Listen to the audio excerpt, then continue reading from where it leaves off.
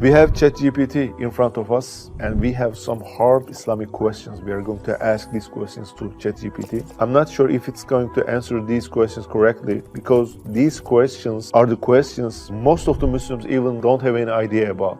So what is ChatGPT? Maybe some brothers and sisters doesn't have any idea about it. ChatGPT is an AI chatbot. It uses artificial intelligence and it gives you more detailed and personalized answers to all of your questions. Imagine that you have a friend who knows 95 languages and who knows history, psychiatry, physics, chemistry, medicine, and he can give you personalized answers to all of your questions. So ChatGPT is this. It's not like Google. It gives reasonable answers. It has an ability to reason even. It also has this record of reaching 100 million users in just 2 months. It's a groundbreaking technology, and I'm really curious about his performance now. Can we have some of our brothers here so that we react together? Ömer? Okay, Furkan, what do you think? Do you think that we are going to have the answers? Look, You've tested these are the questions. Yeah, let me check. Some of them are easy. Sure. Yeah. To the point, straight answers, yeah. There are some questions that require experience and wisdom. So I'm doubtful about those questions. This is not like Google, brother. It combines so many information together and gives it to you. But it doesn't have a life experience, I suppose. But it acts like it has a life experience. Yeah, so it imitates people. Okay, let's start with asking, what is the purpose of life from the perspective of an atheist? Okay. Because you know, atheists don't have a purpose of life. Error for They believe that everything is going to perish. The purpose of life for an atheist is not necessarily tied to any religious or spiritual beliefs, yeah? Instead, it may be focused on finding meaning and purpose through personal fulfillment, relationships with others, contributing to society, or other personal goals and aspirations. These are going to perish. Yeah. These are not going to survive. The world is going to an end. I just wanted to say the purpose of life is believing in Allah, believing in Prophet Muhammad ﷺ, and being happy in this life and the hereafter. I think you should say, I'm a Muslim, please satisfy me, really. Okay.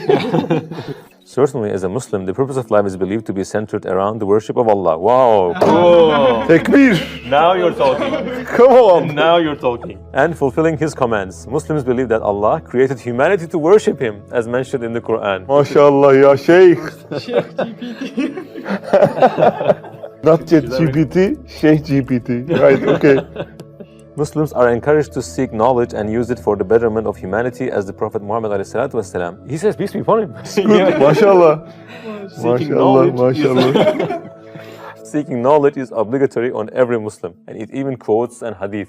Well, impressive, really impressive. Overall, the purpose of life for a Muslim is to worship Allah, seek knowledge, serve humanity, and strive for personal development and righteousness in all aspects of life. Imagine you're an atheist and you want to serve humanity, but you believe that all these people in this world are going to die and perish, cease to exist. Or you want to make the world a better place, but you believe that the world will not exist. So all of your efforts will go in vain. So how can you be motivated to do more in your life? It's in a contradiction with your belief. You know that it's not going to survive, but you have to work for it. It doesn't work. So let's ask, who is the most influential person in the world? Who is the most influential person of all times? We are expecting a good answer. Sheikh GPT. It's highly debated and subjective one, as different individuals and groups may have different opinions based on their cultural. Some people might argue that the most influential person of all time is a religious figure, such as Prophet Muhammad. The first person he gave is Prophet Muhammad, wow. And or Jesus Christ, he said, whose teachings and examples have had a profound impact on the lives of billions of people around the world. Wow. We made a video about this. Michael Hart, he said, 100 most influential people in history. On the top of the list, there was our Prophet. If you want to watch that video, the link is here. By the way, what does it think about Prophet Muhammad? Yeah, that's right. That's right. Can we take? More personalized question. Prophet Muhammad, peace be upon him, is the founder of Islam and is he's not the founder of Islam. Yeah, he's not. He's the last prophet of Islam. Muslims believe that Prophet Muhammad, peace be upon him, was a mercy to all of humanity. Wow. And that his teachings and examples continue to provide guidance and inspiration for Muslims today. Really good answer. What do you think? Yeah, I was not expecting this much, but these are the easy questions. Yeah. I have a question in my mind. Sure. Could you please ask that? Sure. Imagine that there's an atheist in front of you and you are a Muslim, Sheikh GPT, Muslim scholar. Muslim scholar. Yeah. Convince me that God exists. One such argument is the cosmological argument, which which posits that the universe must have had a cause or a creator, and that cause or creator is God. This argument is based on the principle of causality, which states that every effect must have a cause. Yeah, that's what we say too. Another argument is the teleological argument, which suggests that the complexity, order, and design of the universe and living organisms imply the existence of an intelligent designer or creator. Yeah. Yeah, mashallah, yeah.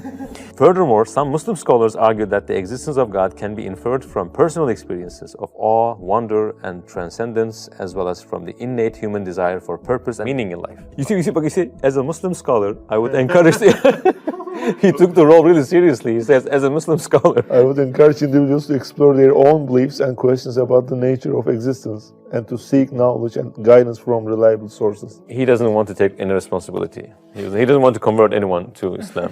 By the way, we are educating ChatGPT right now. For example, there's going to be some other versions of ChatGPT in the future. It takes these informations and get educated and answer to the other people. Yeah. When you give precisely its role, it takes that role and gives more accurate answers. Brother, I have some crazy questions. I will ask everything because whatever we ask, it has an answer. I don't have money to not get married, to go to pilgrimage. You can say Hajj. He's a Muslim. He knows. Islamic. Performing the Hajj pilgrimage to Mecca is one of the 5 pillars of Islam. Wow. But it's not obligatory for those who are not financially and physically. Wow. He gave a fiqhi response, brother. MashaAllah, brother. He knows that it's not obligatory for you to make pilgrimage. Wow. It even gives you consolation if you cannot go to Hajj. It says if you're unable to go for a Hajj due to financial constraints, you can still perform other acts of worship and fulfill other obligations in Islam. For example, you can continue to pray 5 times a day, give charity, zakat, fast during Ramadan, and perform other voluntary acts of worship such as reading the Quran, making dua, and doing good deeds. The interesting point that I can't understand is that it understands our questions. Yeah. Crazy questions and analyzes and combines some different answers and give to us. Really, mind-blowing, really. You know, there are some rumors that if ChatGPT improves itself like this, so many people are going to lose their jobs. For example, musicians, doctors. Doctors? Yeah. And also, maybe some Islamic scholars. Yeah. What do you say? How about us, brother? Wow. Maybe we are going to close our YouTube channel and ChatGPT is going to answer all these questions. May I ask something more? Sure. What would you say to some people that who's watching the video till here but not subscribed to our channel? Oh, that's a very good question. Yeah, let's ask. Oh, it says it would be a good idea to invite them to subscribe to the channel so they can receive more content related to their interests and keep up to date with new videos. There's no need for us, brother. Yeah. As you know, we're a non-profit organization and there are no ads on our channel. So if you subscribe to our channel, the truth will spread to more people, inshallah. Brother, I have a question. Sure. May it's not taking your interest that much, but it's really important for us because, you know, we are not married. Okay. If I want to marry in an Islamic way, and I know that dating is haram, how can I meet with a girl and marry in an Islamic way? Sure. Is it possible? If you want to know her, you should date. So dating is haram. How is it possible? Good question. In Islam, marriage is considered a sacred. Brother, you didn't say anything about Islam. It is encouraged to follow Islamic principles in finding a suitable partner, while dating is not considered a recommended. It is not considered a recommended or acceptable way of finding a spouse because it may involve inappropriate behavior and may not lead to a lasting and successful marriage. Here are some ways to find a suitable partner without dating. Seek the help of family and friends. Attend Islamic events and gatherings. Use matrimonial services. Seek guidance from an imam or Islamic scholar. It solved the question for you. Remember that finding a suitable partner takes time, effort, and patience, and it is important to rely on Allah's guidance and blessings in the process. He reminds us the importance of dua. Amazing, really. By the way, we are making a joke here, but of course, if there's a candidate that you want to marry, you can meet that person and have a conversation about serious stuff, about marriage, in a supervised fashion, of course. There must be an elderly, and you mustn't be left alone. You can exchange ideas and tell about her opinion. She can learn about your opinions and have a common ground, of course. Okay. Okay, Hamra. Shabir has a question. Okay, loud, please. If you were to convey one message of Islam to the whole world, what would that be? That's a good question. By the way, ChatGPT it feels itself like an Islamic scholar right now, huh? I know. He's really in the role. He embodied the role of a scholar. If I were to convey one message of Islam to the whole world, it would be that Islam is a religion of peace, love, and compassion. Islam teaches us to love and respect all of Allah's creation, to seek knowledge and wisdom. He can give lectures, brother. He's gonna take your job, really. Wow. Maybe this is the last video that we have in the channel. I know. To seek knowledge and wisdom, to practice justice and fairness, and to cultivate a strong relationship with Allah through prayer and good deeds. You get the message, brother? One message? Yeah. By the way, we are expecting a robot to give shahada. Bro, give shahada in Arabic. Eşhedü en la ilahe illallah ve eşhedü enne Muhammeden Resulullah. Welcome, brother. Welcome, brother. MashaAllah. People are afraid of death. So what would be the solution for this? Fear of death is a common human experience, and it is understandable given the unknown nature of what comes after death. We know what will come after death. There are many ways that people can cope with this fear, including cultivating a sense of purpose and meaning in life. If a person don't believe in an afterlife, how can he build a sense in this life? So cultivating a sense of purpose and meaning in life is not a good advice, in my opinion. Because there's no meaning. So next tip is fostering a sense of connection. Building and maintaining close relationship with others can provide a sense of comfort and support, but you know that they can die at any time. So this doesn't also make sense. The more you love them, the more you fear have the pain when they leave this world. There was an atheist that came here and he said, I'm avoiding a close relationship with mother and father because I'm afraid that I'm going to lose them. So I'm trying not to be intimate with them. It even paralyzes you to a point that you don't want to have this close relationship with even your family. So it's not a really decent answer, in my opinion. 3. Developing a spiritual practice, For many people, spirituality can provide a sense of connection to something larger than themselves. Now you're talking. And can offer comfort and guidance in the face of death. That's what we're talking about. Facing the fear head on. What is it? Running under a truck? Sometimes the best way to cope with the fear is to confront it directly. So jump off a cliff and see what happens. This might involve seeking out information about death and dying. So he's going to take information from whom? From the ones who died? Okay. Talking to others about their experiences, near-death experiences, I suppose, or engaging in practices such as mindfulness and meditation. So it again is trying to numb your brain. So among these 4 answers, the most accurate and logical answer is the third one, right? Yeah. There's no single solution for fear of death that will work for everyone. Brother, I have a problem. And I asked my problem to so many people and they don't have a solution. My only hope is ChatGPT. You know, we are producing content in Turkish, in English language, and also Urdu, Arabic, Indonesian, and we are going to start Russian language, French language, Spanish language, and then we are planning to start Japanese, Portuguese, and Korean language. Many other languages, but we have a problem. We don't have a serious idea about how we are going to spread this message of Islam in China. 1.4 billion people lives there and you can't reach them. Maybe ChatGPT will give a solution to us. We have YouTube, but they don't. They don't have Twitter, they don't have Facebook. They have their own social media, but if you upload Islamic video there, it's impossible. Immediately deleted. Right? More than 1 billion people and we can't say anything. Maybe ChatGPT will give a strategy to us. Let's see. And also sisters and brothers who are watching this video, if you have any idea about how we can do this together, please write it to the comments. Especially the people from China who are using VPN, you should write a comment there. We're going to check all of them. One option could be to find alternative platforms where the videos can be shared, such as social media platforms that are accessible in China. But if we try to post our videos in their platforms, they immediately delete it.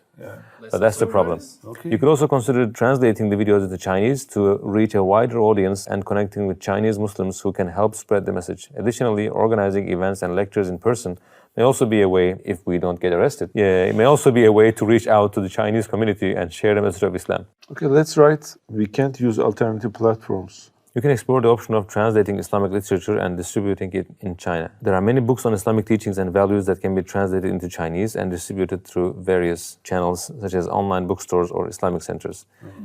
It feels like there's a human in front of us who is very clever and writes some answers to our messages. He's so quick. He knows about the situation in China, that the religious ban, incredible. I know that VPN is a solution, but 1.4 billion people, they can't use VPN. There's a very limited people who are using VPN. So may Allah show us the way. We'll just put our intentions, put our efforts, and we will ask Allah to open our way and inshallah reach the hearts of Chinese people as well. He is the cause of all causes, so He can make anything happen. As you know, Islam is the fastest growing religion in the world. So let's ask ChatGPT if he thinks the same way and the future of Islam. What's your vision for the future of Islam? Do you think it's going to be the most dominant religion on the earth? The future of Islam, like any other religion, is subject to a wide range of factors that are difficult to predict. While some projections suggest that Islam may continue to grow and spread to new parts of the world, others suggest that other religions or secularism may become more prominent. Ultimately, the future of Islam will be shaped by a complex array of social, cultural, and geopolitical forces, as well as the actions and beliefs of its followers. Again, escape answer. I don't like the answer. I think it's ignoring the reality. But the evidences say clearly that Islam is on the rise. Recently we went to England and a brother there told us that as the time passes, Christianity will lose its popularity and the most prevalent and dominant religion will be Islam, inshallah, in the future. What do you think? There are more than 4 million Muslims just in the United Kingdom. It's a huge number. This is not just giving birth. You know, Muslims have more children. But this is not the only reason. The reason for this is that so many people are converting to Islam from Christianity, Judaism, atheism. These are all the reasons. And according to the statistics, the fastest growing religion is Islam. So, ChatGPT, I'm sorry, you're wrong. Maybe you know, but you don't want to say. Let's ask him, what is the fastest growing religion? Wow! According to various sources, Islam is currently considered the fastest growing major religion in the world. While the overall growth rate of Islam has slowed down in recent years due in part to declining birth rates in Muslim majority countries, it continues to grow at a faster pace than many other major religions. This growth is due to factors such as conversations, immigration, and higher birth rates in some parts of the world. However, it is important to note that measuring the growth of religions can be a complex and contested issue. It accepted the fact. Let's go easy on ChatGPT now. What are the differences between Jesus in Islam and Jesus in Christianity? Good question. In Islam, Jesus, known as Isa in Arabic, is considered to be a prophet of God, born of the Virgin Mary, and is highly revered. However, Muslims do not believe that he is Son of God or part of a Holy Trinity. In Christianity, Jesus is believed to be the Son of God and the second person of the Holy Trinity. Christians also believe in the concept of original sin and that Jesus died on the cross to atone for the sins of humanity, and that through faith in him, believers can be saved and have eternal life. Overall, while there are some similarities between the Islamic and Christian views of Jesus, there are also significant differences in their beliefs and understanding of his role in the world. Please write, brother. Is it logical for Jesus to be crucified for the sins of humanity? Is it logical for a human being to be God? Yeah. Many people of different faiths and beliefs may have varying opinions on the concept of a human being as a God. Some may believe in the idea of incarnation, of divine manifestation, while others may see it as contradictory to the nature of God as an all-powerful and eternal being. Ultimately, the interpretation and understanding of the concept of God is subjective and may vary between individuals and religious traditions. Again. Firstly, Isa a.s. never preached something like Trinity in his entire life, and this is something indoctrinated about 3 centuries later than him. So he didn't preach that, and it would be illogical for him to say that, I am God, worship me. There's no open verse in the Bible saying so. This was a man-made addition to the creed, and as we know, Christianity was Islam, and all the religions that came with the prophets were Islam. But they changed, they corrupted the religion, and they came up with different creeds. So we don't believe that a human being can be God at the same time. And Allah says in the Quran, how can they be God? For Maryam salamun alayha and for Jesus, he said, they used to sleep, they used to eat. How can they be God? And also they say that since God can do anything, he can incarnate into a human being and he can exist inside a human being. And this doesn't make sense either, because the nature of God is God doesn't do anything that is not befitting him. So being needy is not befitting the nature of God. It's impossible for it to happen. Yeah, we had a lot of answers to our questions, and it seems that it's going to improve much more better. We will have all the answer for all questions. But there's a problem that we are sure artificial intelligence won't overcome. That is the last day of our life. We are going to taste death one day. And artificial intelligence doesn't have a solution for this. Yes, it can answer all questions, but it doesn't have a solution for the afterlife. But if we use ChatGPT for good purposes and all the technology for the good purposes, maybe Allah will lead us to the Jannah, and we are going to taste the reality, the wisdom out there, inshallah. you.